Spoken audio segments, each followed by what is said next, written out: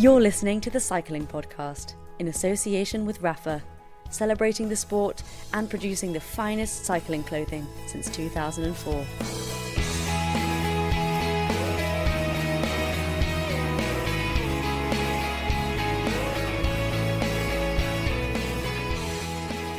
Hello, my name's Richard Moore. I'm with Lionel Burney. Hello, Richard. I am with Lionel Burney, and in our Berlin satellite office of the Cycling Podcast, Daniel Freeb. Hello, chaps. How's it going? Oh, it's going okay. We've had a bit of a break since the Vuelta, haven't we? Is that only 2 weeks ago?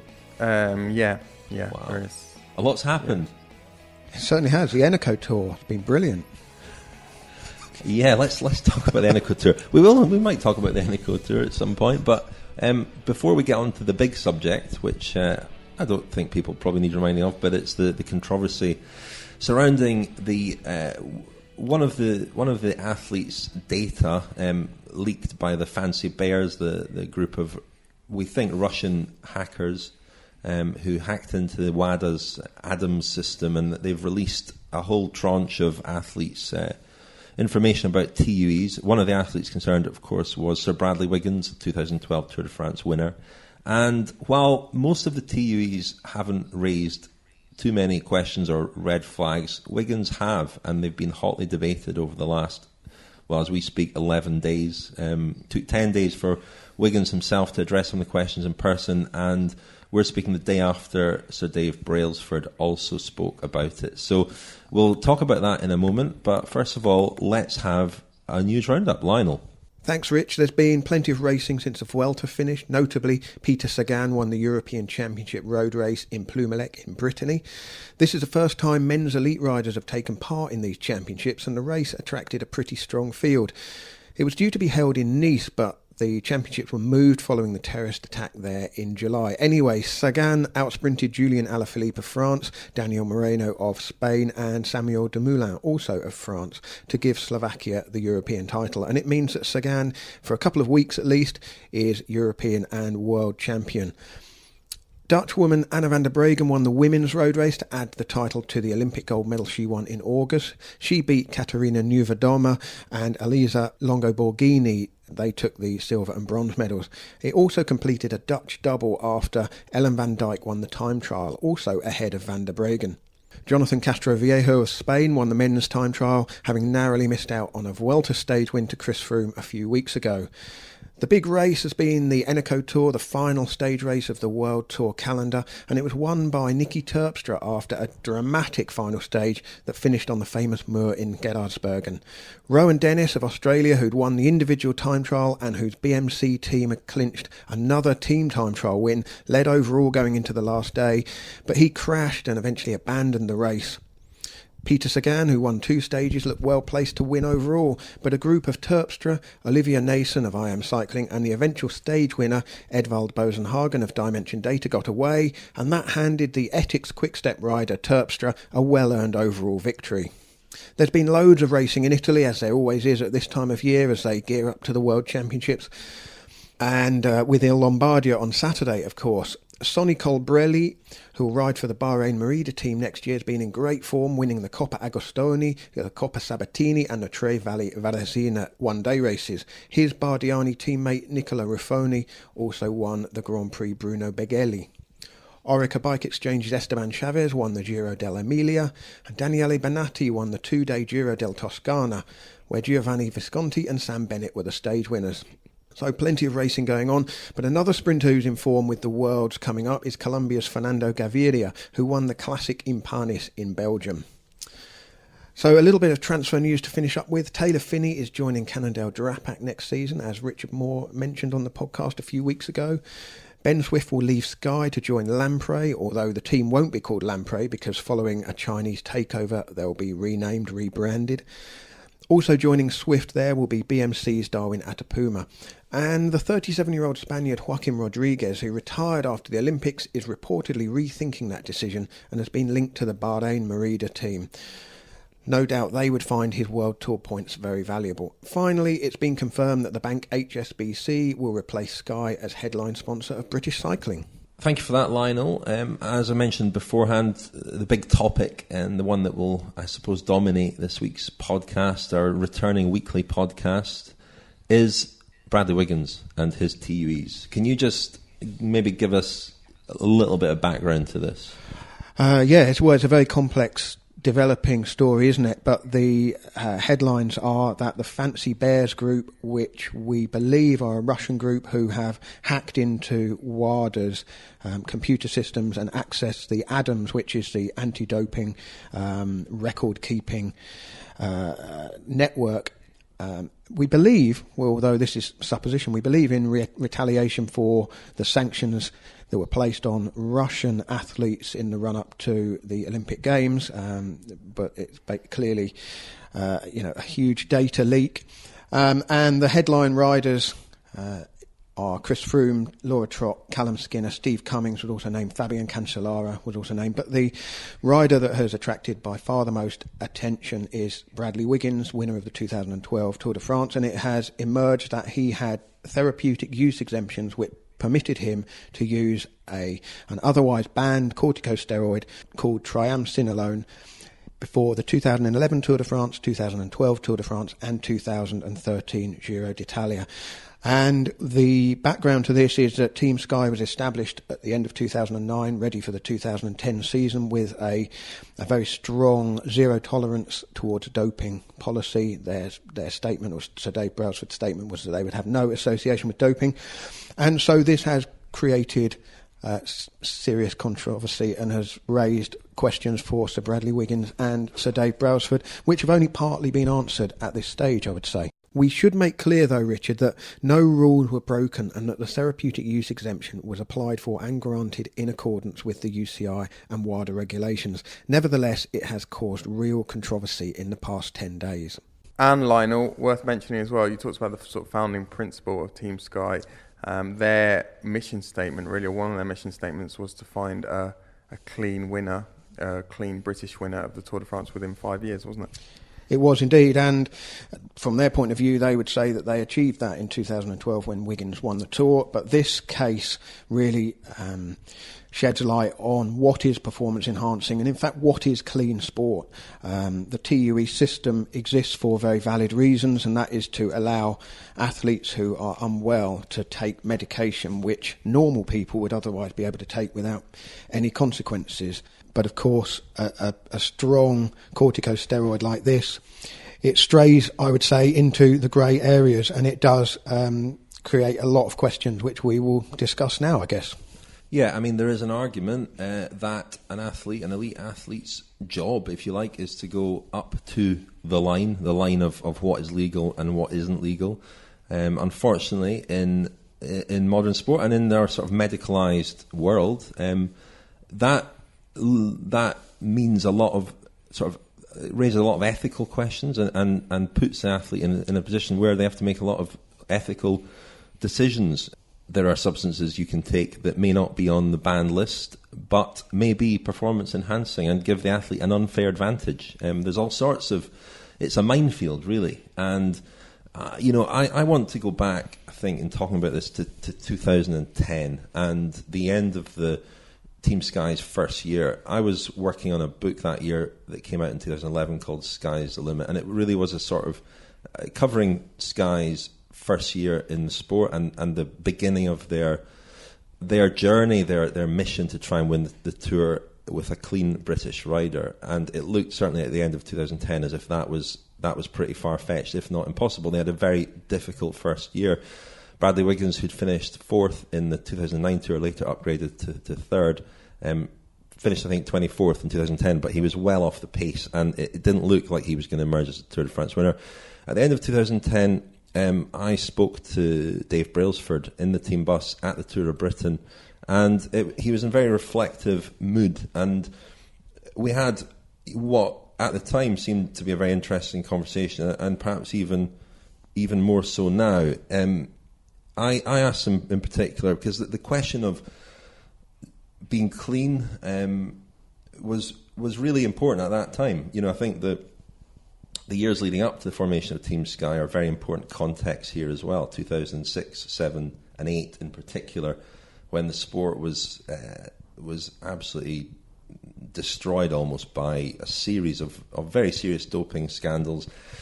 There was a team that came along, Garmin, Slipstream in 2008, with anti-doping and really as its central ethos, its raison d'etre. And I think a lot of people wanted Team Sky to be similar, to have a similar, very strong anti-doping ethos.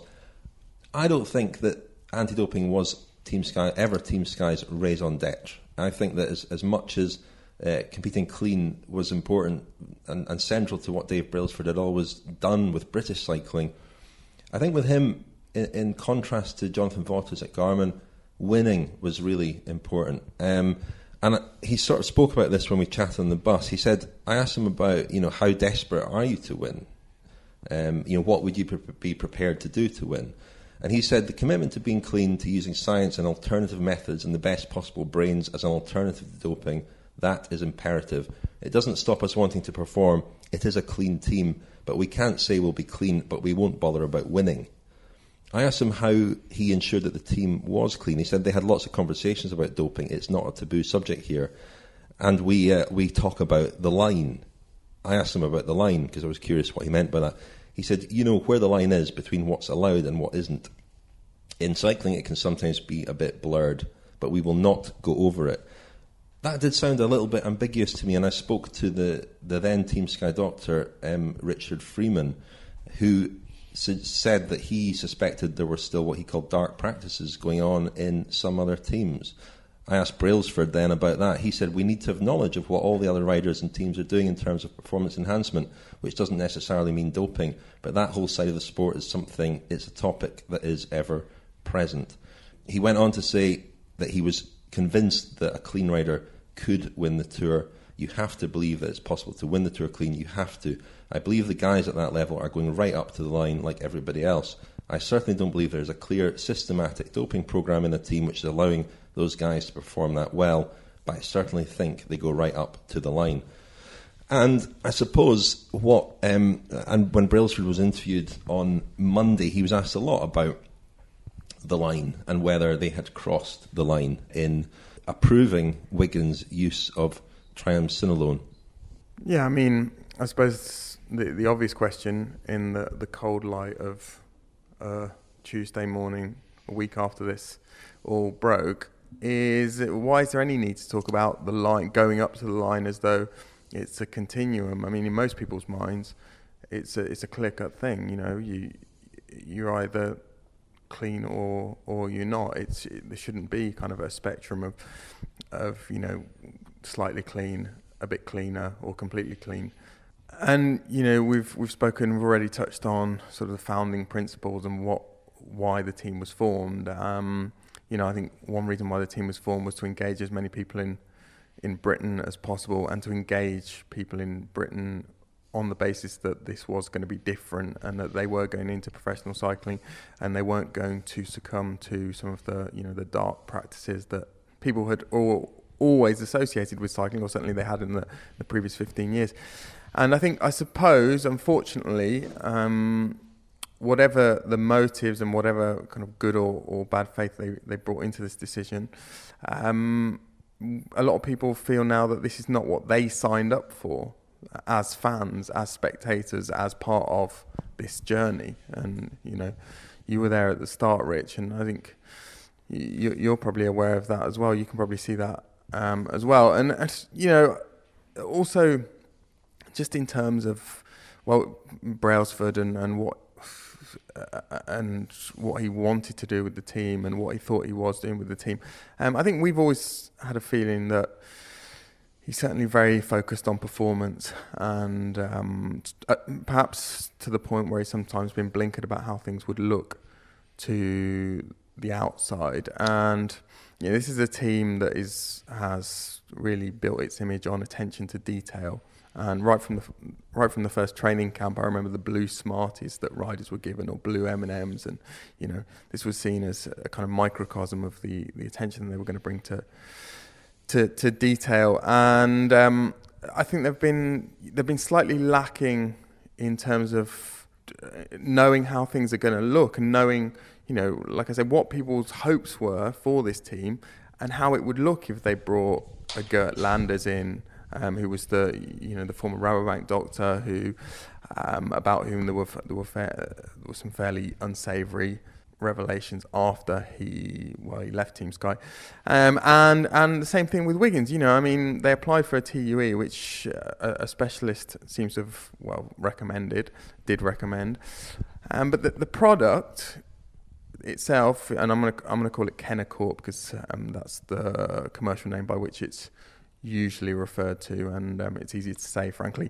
You could go back 30 years, and that's always been, it's well known as a product that's been abused. Going right back to the late 70s, Bernard Thévenet won 2 Tours de France and subsequently admitted that he'd used Kenacort, and he ended up in hospital because of it. And he'd abused it. That was different. There was no ambiguity there about whether it was therapeutic or not. But again, it's something that at the point where there was a debate, and Dave Brailsford has admitted that he was aware that Bradley Wiggins was going to get this TUE. Should they have known? Should they have known some of that context and understood it and thought, well, hang on, it's a TUE. This is not going to get out into the public domain. But if it did, or just for our kind of for our consciences, is this something we should be doing? And I think the attention to detail again has been lacking on that front.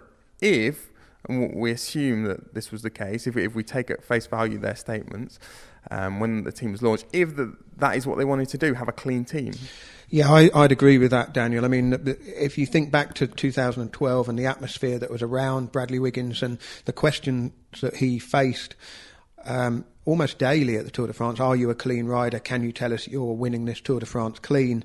Had it been in the public domain then that Bradley Wiggins had taken a corticosteroid, admittedly within the rules and with permission from the anti-doping authorities and the UCI, and all the correct channels had been gone through, had that been in the public domain, that would have cast a very, very different complexion over the entire Tour de France. And in fact, if you think about any Tour de France winner or any contender in the Tour de France, if it was public knowledge that a drug as potent as this, or that people within cycling and experts say can have performance-enhancing benefits, was being used by a major contender, that would create huge controversy and questions. And the fact that it was done under a veil of anonymity and secretly, doesn't really make it sit any easier at all, because the message that Team Sky and Dave Brailsford were projecting at the time was exactly that. We're going to win the Tour de France clean with a British rider.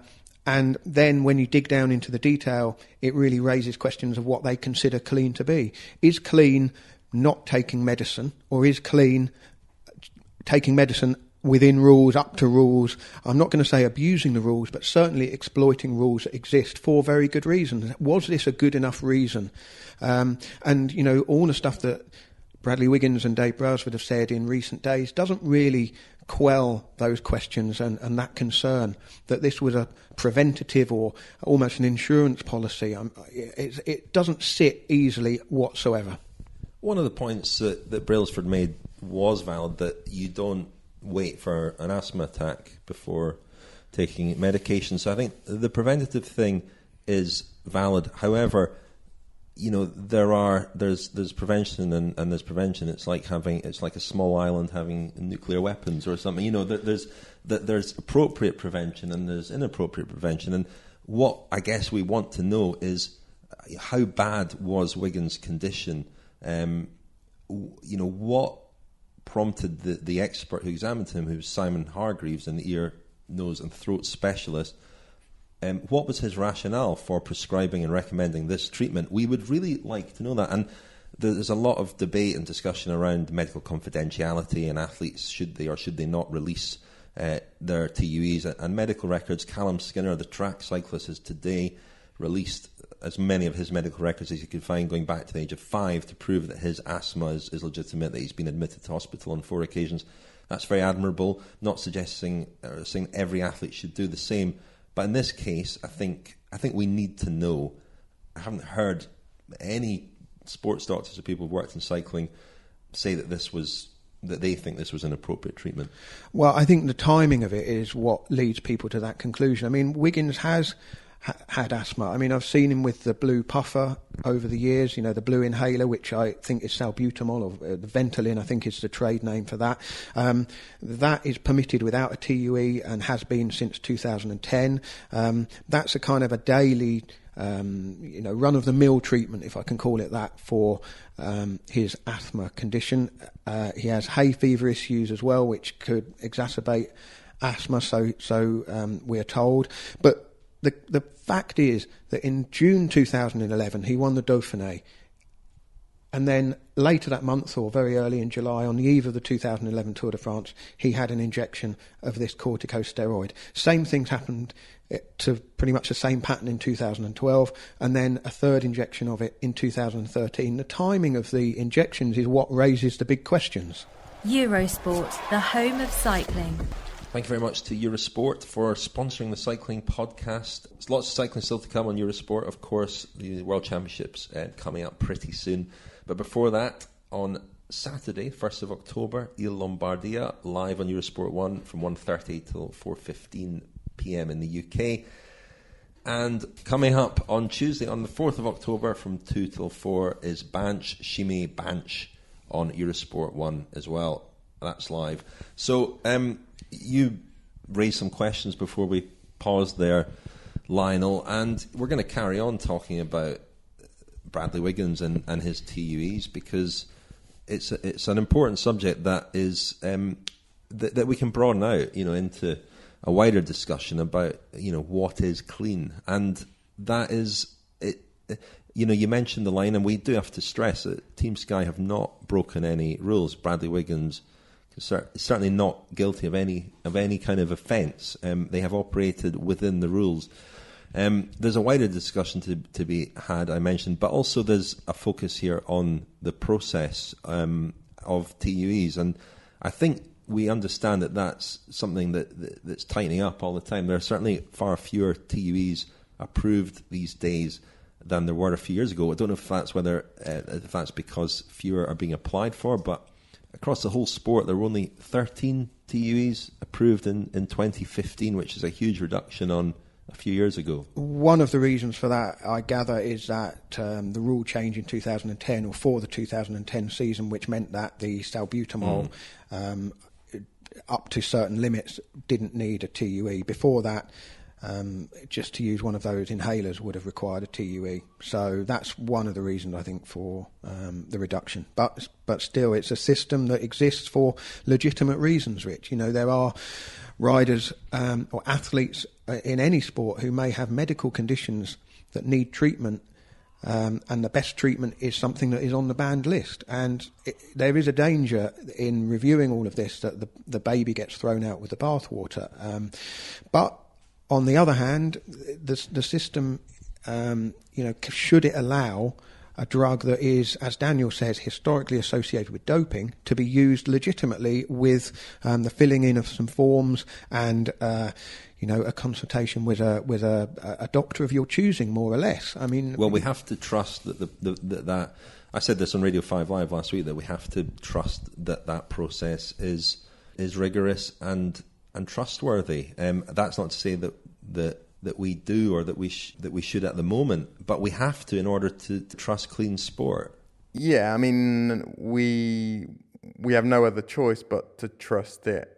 However, from our viewpoint now, it doesn't necessarily look all that rigorous. I mean, not being doctors, a process whereby a team or an athlete can choose a specialist, and we don't really know an awful lot about this specialist who examined Wiggins, and they can go off and they can get a diagnosis, and the athlete doesn't need to be examined by the person who, the doctor or anyone within the organisation that is granting effectively the certificate. Seems a little bit, well, it seems to be, again, and this is these are terms that we used a few weeks ago when talking about Lizzie Armistead, there seems to be a lot of good faith or a degree of good faith involved, which, I don't know, something that perhaps ought to be looked at. I mean, there are all sorts of questions I think the UCI have to ask, and well, we mustn't forget that they take their lead from WADA and the WADA code on these issues. But the issue of cortisone and corticoids, the NPCC have one set of rules which effectively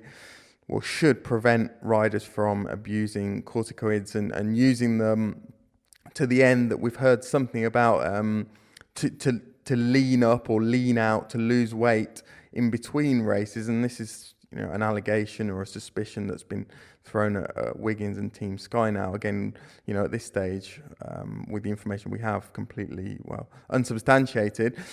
And let's not forget the NPCC teams they hold themselves to different standards as far as corticoids are concerned.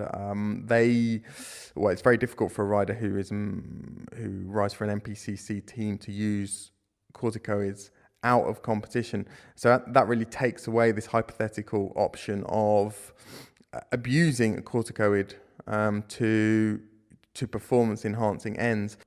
Yeah, certainly, Daniel. You mentioned Sky and their position with the NPCC, which you should just say is the initial stand for the French, which is Mouvement pour Cyclisme Crédible. Is that right? So the movement for credible cycling, and this is a collection of teams who have agreed this rule that corticoids would not be used out of competition, and riders have been rested from races. I think Pierre Rolland's probably the most famous or best known rider. When he was riding for Europcar, was rested from racing. George Bennett as well at one point, Lotto Jumbo NL rider, Lotto NL Jumbo rider. Yeah, so and Dave Brailsford, although he didn't explicitly say it in our interview with him, he has definitely said, off the record and in conversation, that he feels that Sky's policy is stricter and tighter than the NPCC, so why would they need to or want to be a part of that movement? And this whole issue kind of rides a coach and horses through that claim, really. It's a nonsense, frankly. Well, yeah, I think also there are personality issues at play here with Brailsford and some of the really key people at the NPCC. I think we can imagine his relationship with Jonathan Vaughters, who's been very vocal in his criticism of Team Sky and Bradley Wiggins over the last week, and has also come out with some quite interesting suggestions about TUEs and whether they should be public or not. I think there are serious personality issues. I think that those personality issues should be overcome or put to one side. Brailsford, I think when we spoke to him in 2014 about it, did make a good point about wanting rules to be universal and uniform rather than having some teams abiding by one set of rules and some teams abiding by a different set of rules. And I think there's also some validity in that. But I think that Team Sky talk a lot about transparency. They get criticised for that a lot. I've always felt they've been pretty transparent. I've always been very prepared to give them the benefit of the doubt and really to defend them against rumour and innuendo. I've been very keen to stick to facts and evidence. But this goes beyond rumour and innuendo, doesn't it? And for many people, a line has been crossed. There seems to be a consensus of expert and medical opinion that the treatment applied for Wiggins was at best highly unusual and at worst dubious or suspicious.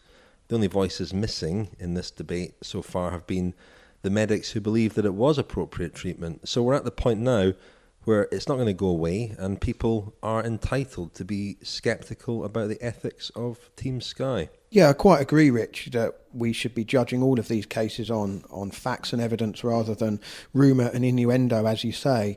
But it can't be overlooked that Team Sky and Dave Brailsford came in with some very strong statements which netted them a lot of merit certainly in PR terms. The statement that they were going to win the Tour de France clean, coming off the back of an era where the 2006, 7 and 8 Tours de France had been completely overshadowed by doping scandals. The sport was in a hell of a mess at that time, and it was crying out for a team to come along with a strong, strident message to prove that winning could be achieved without doping, without medication.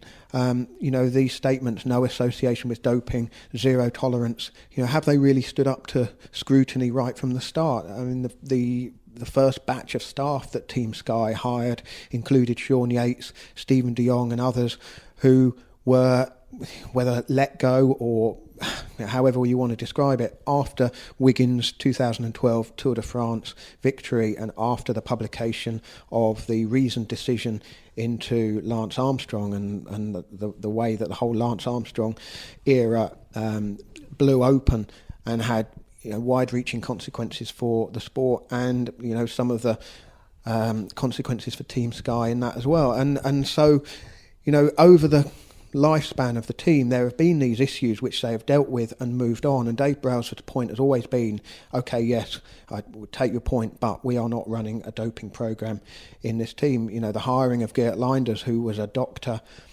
with the Rabobank team in 2007 when Michael Rasmussen was within a few days of winning the Tour de France, but then was kicked out of the race while in the yellow jersey because it had emerged that he'd lied on his whereabouts information. The hiring of Leinders was clearly a mistake.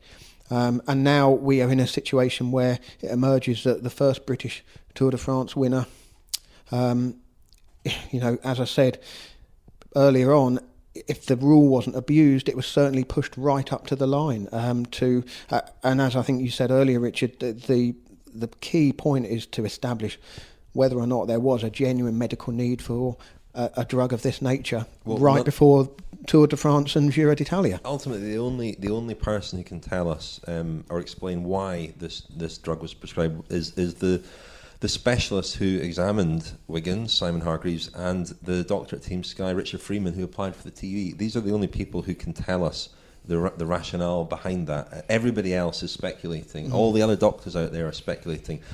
But having said that, some people who I consider to be very fair and objective, somebody like Jeroen Swart, the South African sports scientist who oversaw Chris Froome's physiological tests a year ago, he's been very critical of the decision to use this particular product. And after Wiggins and Dave Brailsford said their piece, he said that in his opinion it was either a very poor decision or a morally questionable one, and that we will never know. The problem for Brailsford and Wiggins is if it is one of those things, they cannot admit to either. To admit to either would be to put a stain against that 2012 Tour win, because it would be an admission of wrongdoing. Just finally, Rich, just to try and be even-handed again about the substance used, I think it's natural that before a Grand Tour, and we're talking about Grand Tours, there happens to be 3 Grand Tours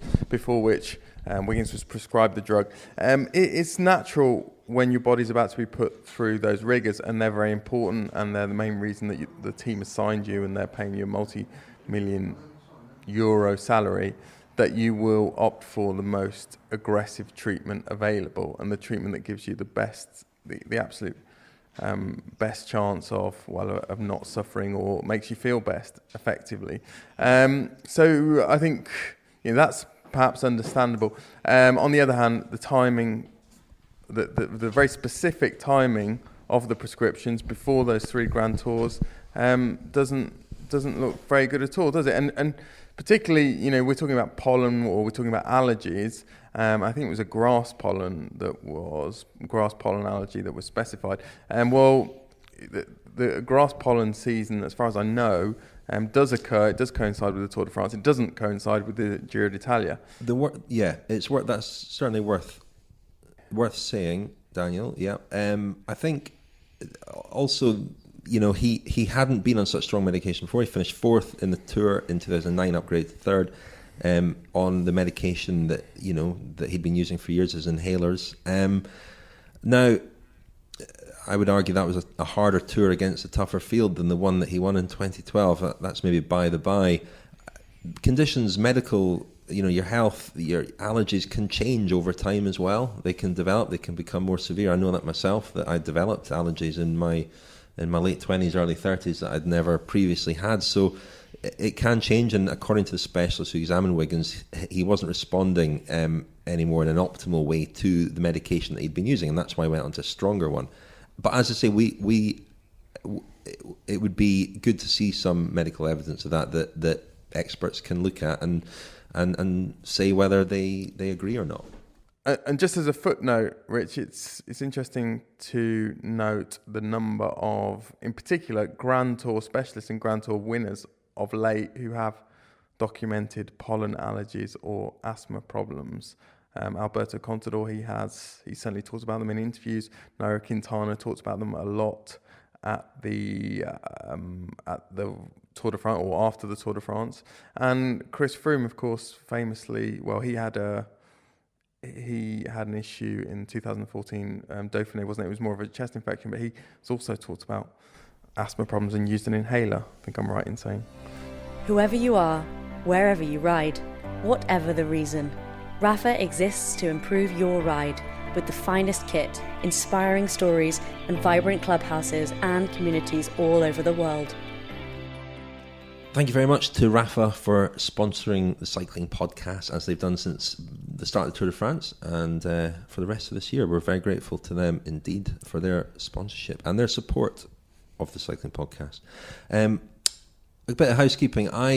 We released, in our little break that we took after the Vuelta, we released our Alberto Contador special, El Pistolero, The Many Lives of Alberto Contador. That was released a couple of weeks ago for friends of the podcast, or last week I think, for friends of the podcast. So thank you very much everybody who has signed up as a friend of the podcast at thecyclingpodcast.com, and many others who signed up last week on the release of the Contador special. Hope you enjoyed it. It's a bit of an epic, an hour and 45 minutes long. It's got interviews with Michael Rasmussen, who's somebody who's weighed into the Bradley Wiggins debate, of course, and is actually at your back door there, Lionel, the chicken. We do keep chickens. Neither do you of them call are called, one of them they're Michael not called, Rasmussen? No, they're not called Michael Rasmussen. Anyway, also there's a very long interview that Daniel did with Johan Brunel, who obviously directed Alberto Contador to 2 Tours de France. That's really fascinating, and some stuff in there that people will not have known about, I think. We also have interviews with Contador's mechanic, his brother Frank Contador, and longtime teammate and friend Jesus Hernandez, who's off to Trek Segafredo with him next year as Contador continues his career. So that's out. We also released the cycling podcast Femina last week, myself and Orla Shinoui, and that has a feature on Team Africa Rising, the women's team that's been set up in Africa, as well as an interview with Joanna Rousel-Shand. We've got Becky James, Katie Marchant, and a report from the final Women's World Tour race in Madrid. So that is available as well. Thank you very much to all who've listened to those podcasts. And another little thing I want to say before we carry on with our discussion and widen it out into the whole issue of TUEs and medication, I suppose. And I'll read also a little statement that's been released today by Chris Froome. But we're really interested to hear what you, the listeners, think. A lot of you are big fans of Team Sky, we know that, and have an emotional investment in the team. What do you think about? We've heard a lot from experts, from critics, but what do fans think, or indeed non-fans of Team Sky? What's their position on the TUE case involving Bradley Wiggins? How does it make them feel about the team? Has it lived up to the sort of expectations they have of it? Do you think that doing everything that you can within the rules is fine in the pursuit of winning? If you could send us in a clip of audio of just telling us, what you think. Does it, in your mind, affect the way you think about Bradley Wiggins' 2012 Tour de France win? That would be great, and we'll maybe play a selection of those next week. I think that would be really interesting to hear.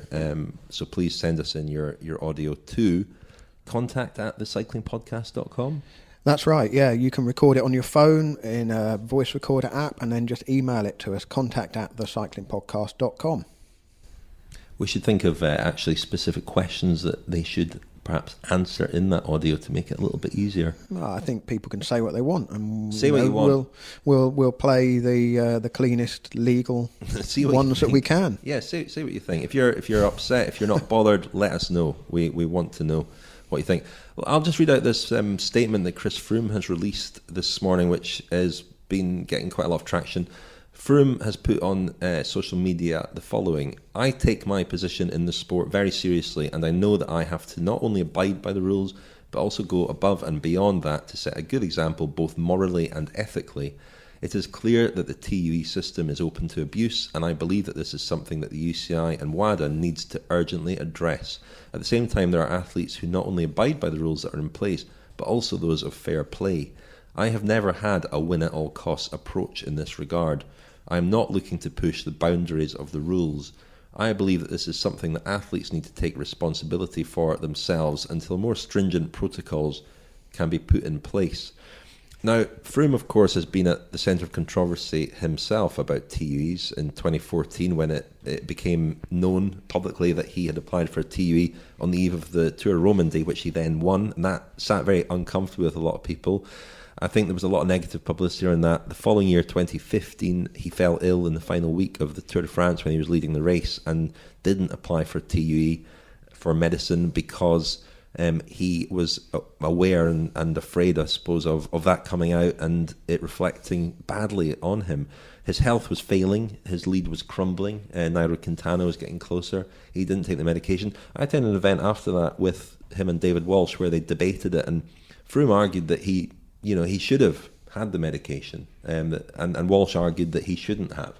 And I kind of agree with Walsh. It's very, very difficult, this, because the Tour de France, a 3-week Grand Tour, is a test of health and physical robustness, isn't it?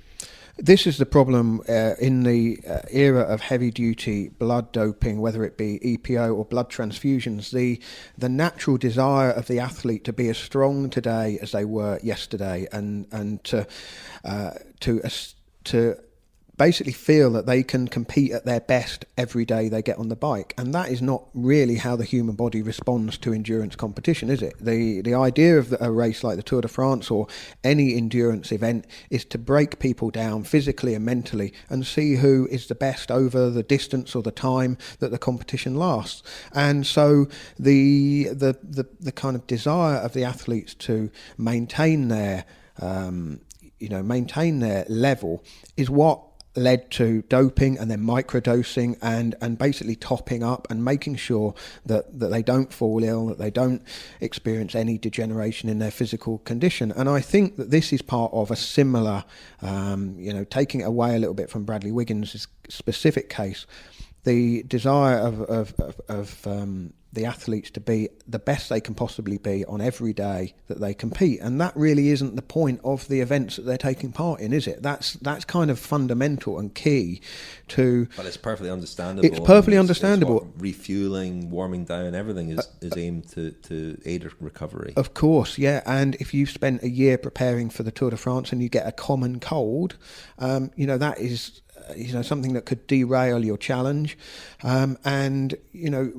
it's perfectly understandable that the riders would want to take whatever they can that is permitted within the rules, or apply for a TUE if whatever they need is only admitted, with permission, and so that's where we stray into this very complex debate and argument about the role of medicine in legitimate sporting competition.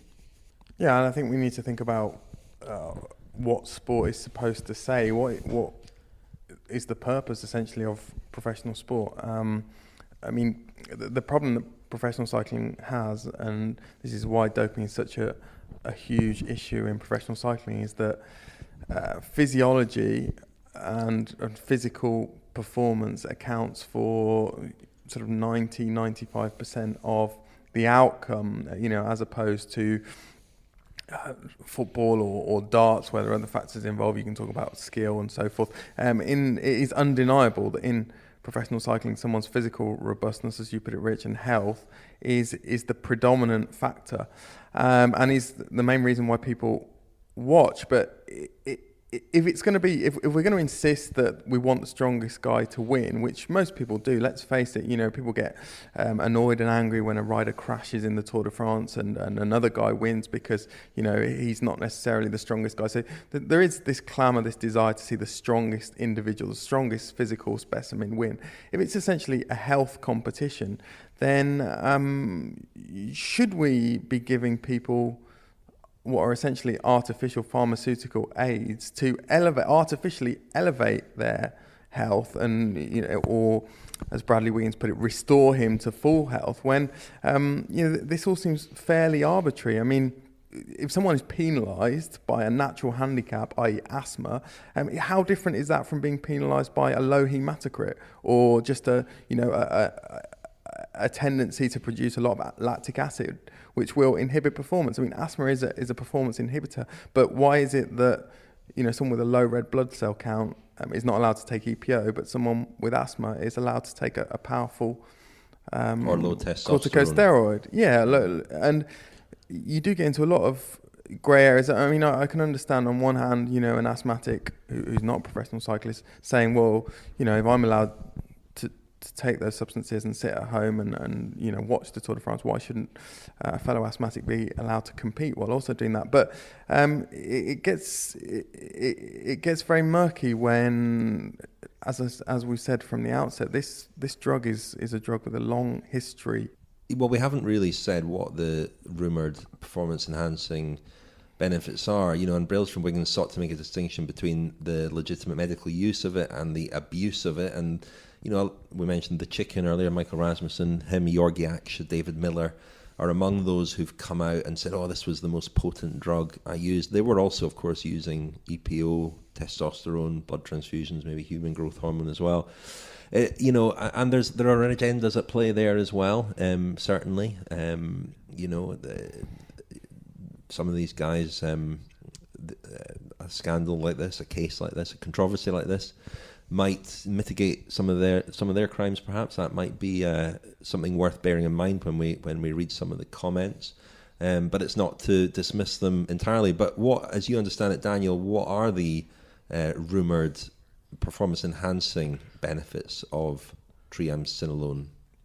Well, there are several that have been anecdotally reported. I mean, Dave Brailsford said in his interview with Dan Roan of the BBC yesterday that he wasn't necessarily convinced of the performance-enhancing capabilities of this substance. I think, I'm not suggesting that's disingenuous, but I think there's fairly good anecdotal evidence to suggest that they do help in various different ways. I mean, I was looking up a few interviews or memoirs of riders earlier today, and there are all sorts of documented effects. It can induce a kind of euphoria. The CIRC, the Independent Commission report in cycling, which came out in 2015, didn't it? That talked about how teams had supposedly been using corticosteroids to lean up their riders, putting them on a course of corticosteroids, and they would lose weight and maintain muscle mass. It has a kind of its main therapeutic use is as an anti-inflammatory, and of course this has implications for any kind of pain that one might experience when one is riding. There are reasons why it's been very popular in professional cycling for, as I said, the best part of 40 years. But it can be used out of competition without a TUE. It can. I mean, that's the crazy aspect of this, isn't it? It's the timing of the TUE application, which on the one hand looks very bad, as I said, why apply to use this drug just a handful of days before a Grand Tour?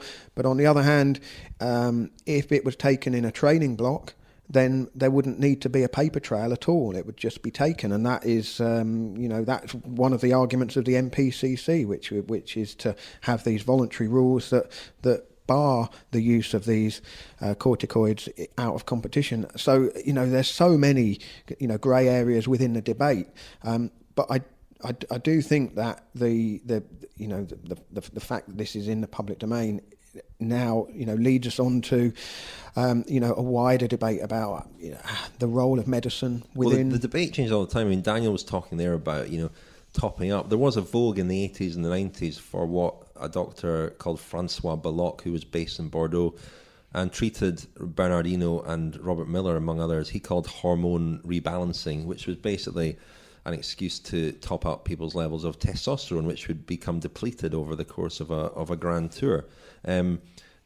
Against the rules, so that's clearly crossing the line. But he believed that his job as a doctor was to keep athletes healthy, and that an athlete being administered testosterone throughout a Grand Tour in small doses would end the race healthier.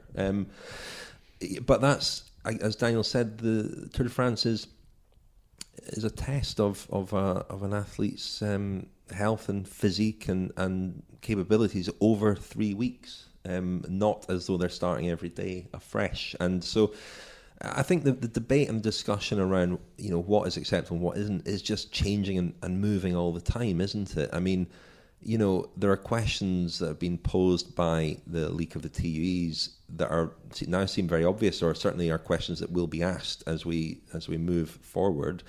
But I remember in 2013, for some reason, the issue of TUEs was quite a big topic during that Tour de France, and we spoke to the then doctor at Team Sky, Alan Farrell, who gave us an interview about TUEs and about whether any riders at Team Sky were riding that year's tour with TUEs. They weren't.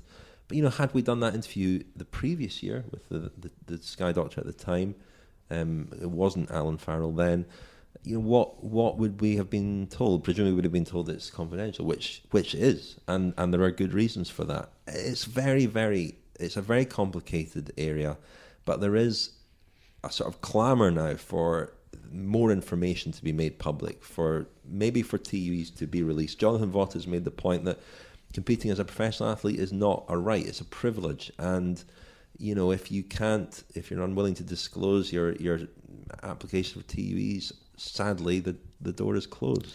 Well, Jeroen Swart made a point which seems on the face of it to a layman like me a relatively sensible one, and I think Dave Brailsford echoed it in when he was saying, again, this just shows the thorny nature of the confidentiality. He said that Team Sky are revising their TUE policies and would look at possibly disclosing riders who are on TUEs with the rider's permission. So, I mean, that's not really disclosing the TUEs anyway. So, but Jeroen Swart's point was that TUE could be anonymous if a rider is not competing, or an athlete is not competing, but if you want to enter the Tour de France with a TUE, then that has to be in the public domain, and even that is fraught with difficulty.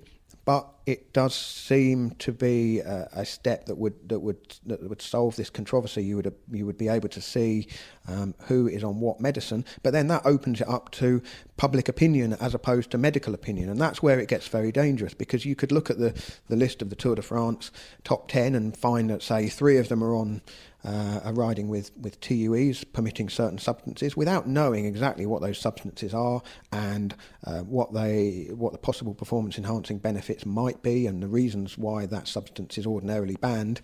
You would enter into an even more complicated area, and so in a way sport is in a position, cycling particularly, where it's damned if it does and it's damned if it doesn't. And I can't at this particular moment see the clearest way forward. And that is the biggest challenge, not just for the UCI, but for WADA over the coming months.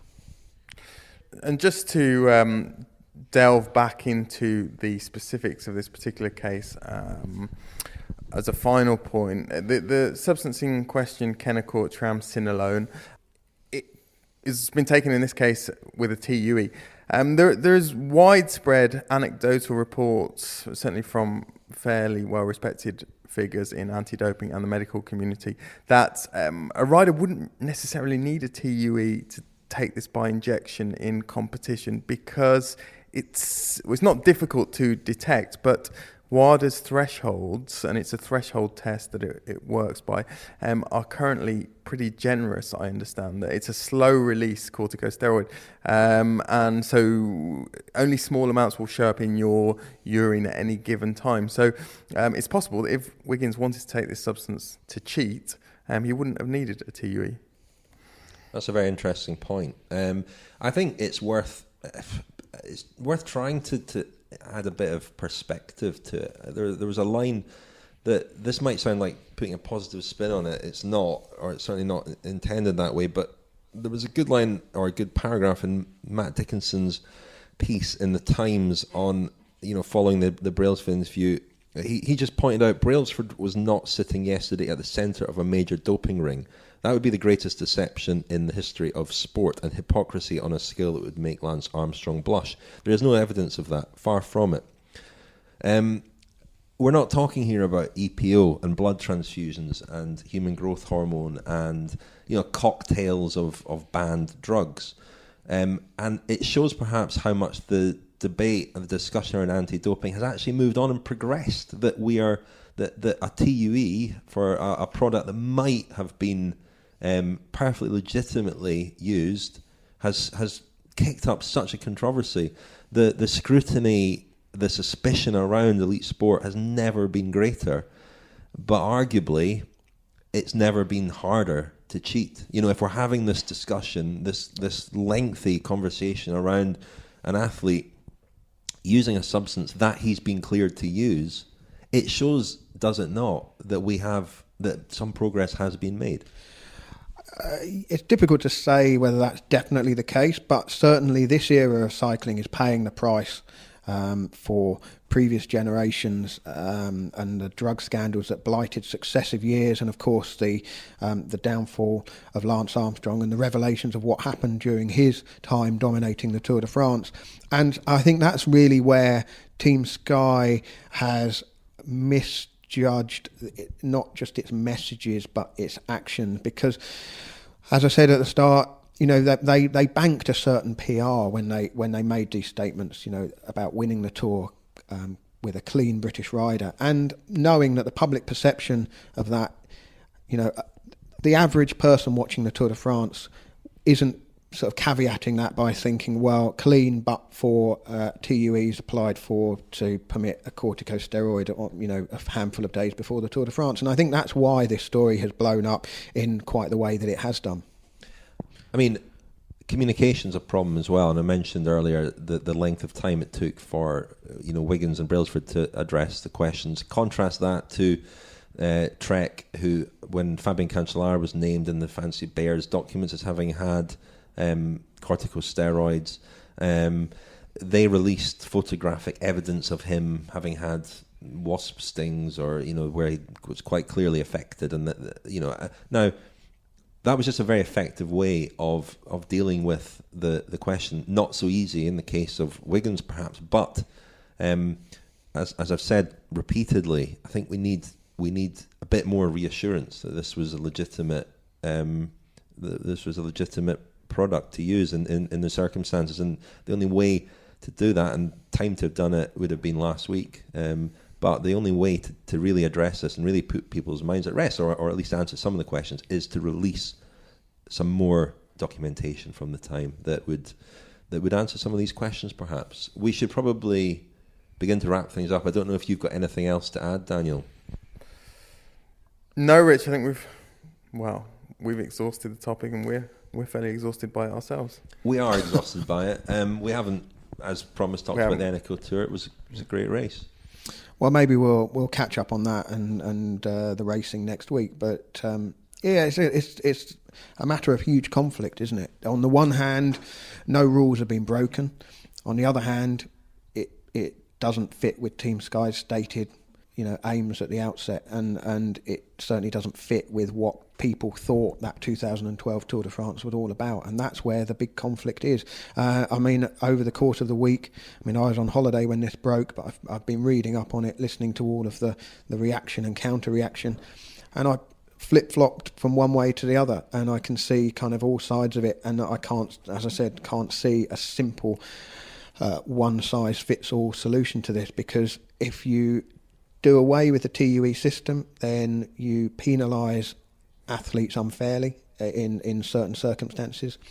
If you make the TUE system public, then you could embarrass athletes in certain circumstances. But clearly the system does need tightening up, and the cycling particularly needs to offer a greater reassurance that there aren't loopholes that can be exploited for performance-enhancing reasons. Quite. I'm sure we'll return to it, if not next week, then at some point. As I said earlier, we're really, really interested and keen to hear what you think. Please send us in an audio clip with your reaction, and we'll play a selection of these next week. In the meantime, thank you very much, Daniel. Thank you. Thank you, Lionel. Thank you, Rich.